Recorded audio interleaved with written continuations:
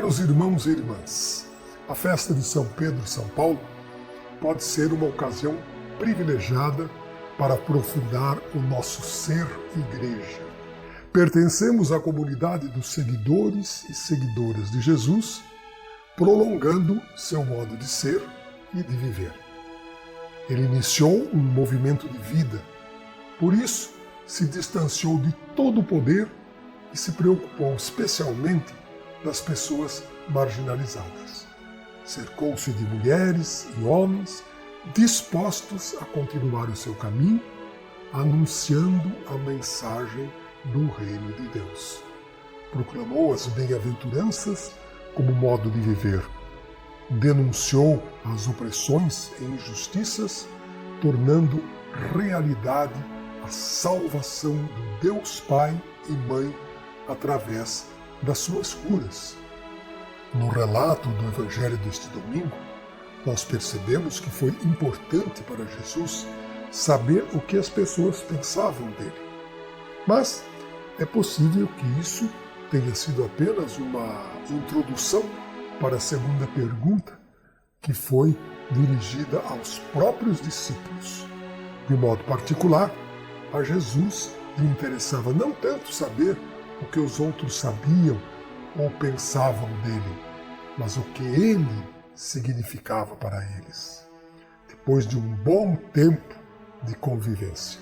Assim, Pedro confessa a verdadeira identidade de Jesus, Messias, o Filho de Deus vivo. Ao mesmo tempo, Jesus desvela a identidade de Pedro. Tu és Petros, pedregulho, e sobre esta pedra, que é rocha, edificarei a minha igreja. Pedro se torna rocha firme, Petra, quando se apoia na identidade de Jesus. Jesus, que é a verdadeira rocha. Todo ser humano possui dentro de si uma profundidade que é o seu mistério íntimo e pessoal. Trata-se do seu eu original, aquele lugar santo, intocável, sólido, onde se encontra o fundamento para poder construir a própria vida.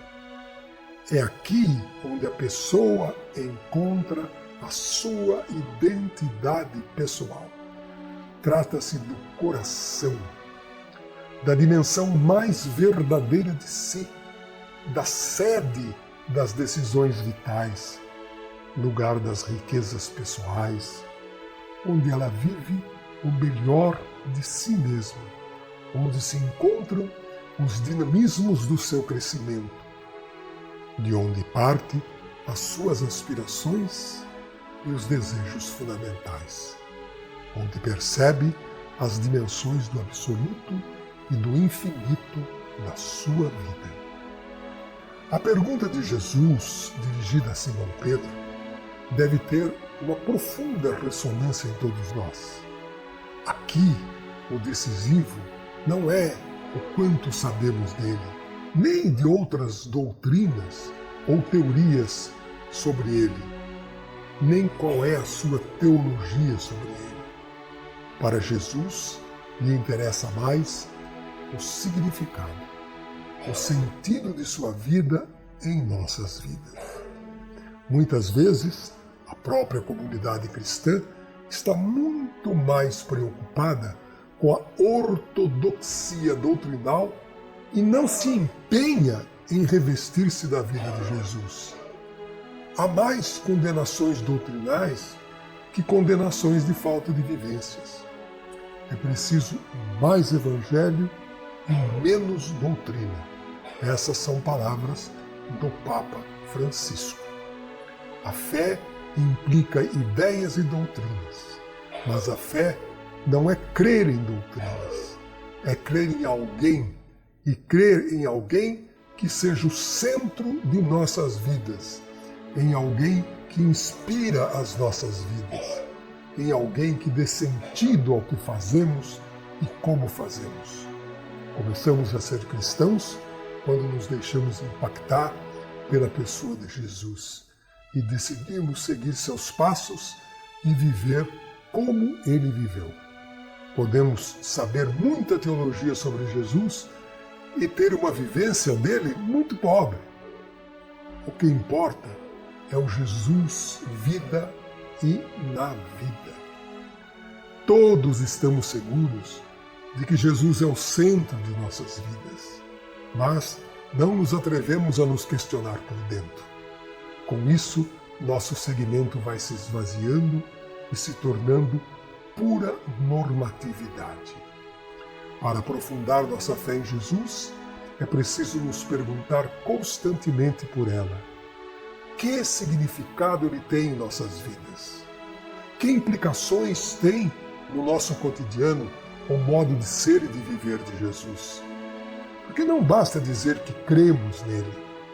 É preciso perguntar-nos em que Jesus cremos e quem é ele para nós.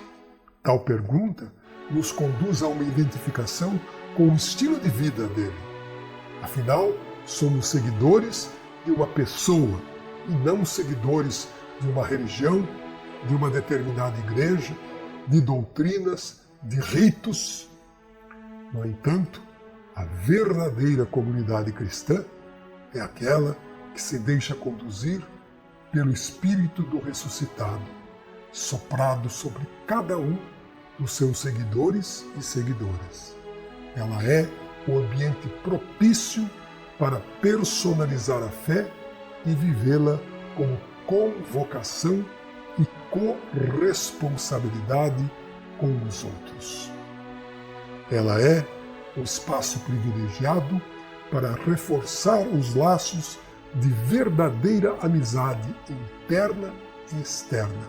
Ela é um lugar extremamente válido para a formação de cristãos comprometidos com a causa do reino e com a evangelização do seu meio.